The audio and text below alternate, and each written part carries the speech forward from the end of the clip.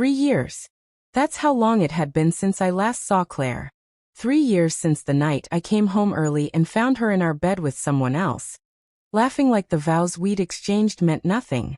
I didn't fight, I didn't scream. I just walked out. She called me weak for not putting up a fight.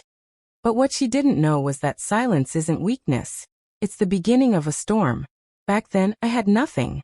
The business I was starting was failing, my confidence shattered, and the woman I trusted most had crushed me. When Claire left, she said, "You'll never be more than average, David. You'll never give me the life I want." Those words burned into me. For months they haunted me. But pain has a strange way of becoming fuel. I poured myself into work, into rebuilding from the ashes she left me in. Late nights, early mornings, deals that seemed impossible. I refused to be the man she walked away from. Slowly, everything began to change. The business grew. Opportunities opened. And with time, so did my heart. Only this time, with someone who truly believed in me. Her name was Isabella. She wasn't impressed by wealth or status. She admired grit, honesty, and loyalty. She picked me up when I was still crawling out of the shadows of betrayal. And together, we built something stronger than I'd ever imagined. And then on a summer afternoon it happened. Isabella and I were walking down the beach hand in hand. The sun was warm, the waves steady, and for the first time in years, I felt truly at peace. That's when I saw her, Claire. She froze mid-step, her sunglasses sliding down her nose as her eyes widened. She was thinner, older, and carried the weight of choices that had clearly not worked out as planned. Her mouth opened, but no words came out. She just stared, stunned. Meanwhile, Isabella squeezed my hand, unaware of the storm that was about to unfold. For the first time since that night, I looked into Claire's eyes, and I didn't see the woman who broke me. I saw someone realizing, in real time, just how much I had changed, and how much she had lost. Claire's lips trembled before she finally managed a word. "David." Her voice cracked, as if she couldn't believe it was really me standing there. I gave her a polite nod, nothing more.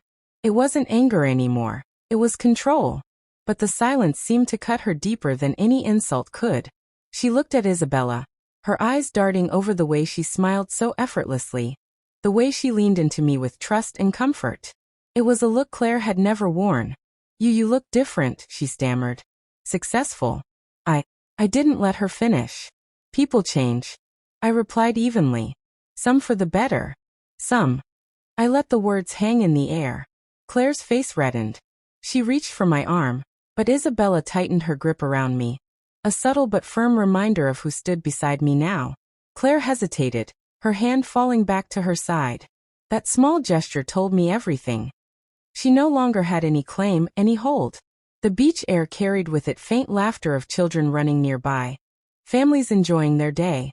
And in that contrast, Claire's loneliness became even more visible. Her eyes were sunken with regret. Her posture no longer confident but desperate. "I thought about you," she admitted, her voice softer now. "After everything. I thought maybe one day we'd cross paths again." I wanted to explain. I let out a quiet laugh, not bitter, just amused at the irony. "Explain what, Claire? That I wasn't enough? That he was supposed to be better? Because if you wanted closure, you already gave me all the answers 3 years ago." She flinched. And for the first time, I saw it, the realization crashing down on her. She wasn't the one in control anymore. She wasn't the one walking away with a smirk, thinking I'd be stuck in misery forever. Beside me, Isabella looked up curiously. "Who is this?" she asked gently, still unaware of the full history. I looked Claire in the eyes, steady and calm. "An old mistake," I said simply. The words hit harder than I expected. Claire's expression cracked, her pride folding in on itself. She bit her lip, fighting to hold back tears, but I could see it, the storm behind her eyes.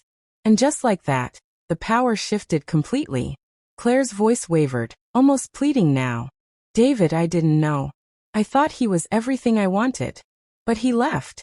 He used me. I lost everything." Her confession spilled out, raw and unfiltered. For a moment, the old version of me, the man she broke, almost felt pity. But that man no longer existed.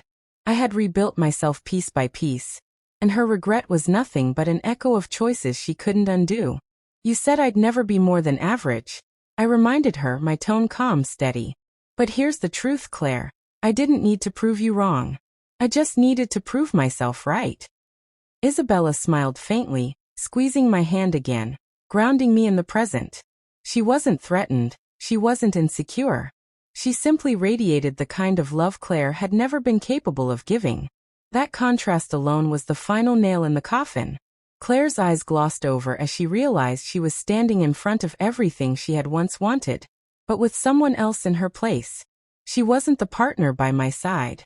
She wasn't the reason behind my strength. She wasn't the one walking forward with me. Maybe we could talk sometime? She asked weakly, her last attempt at clinging to something already gone. I shook my head. There's nothing left to talk about. The man you betrayed doesn't exist anymore. And the man I am now has everything he needs without you. The silence that followed was heavy, broken only by the waves crashing onto the shore. Claire lowered her gaze, defeated, and for the first time, I saw her for what she truly was. Not some powerful figure who had the ability to destroy me, but a broken memory that no longer mattered.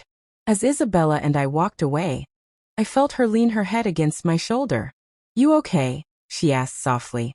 I smiled genuinely. More than okay. Behind us, Claire stood frozen, her regrets anchoring her to the sand, while I walked forward free. Because in the end, betrayal doesn't define you. It refines you. And when the past tries to come back, sometimes the greatest revenge is letting it see just how far you've risen without it.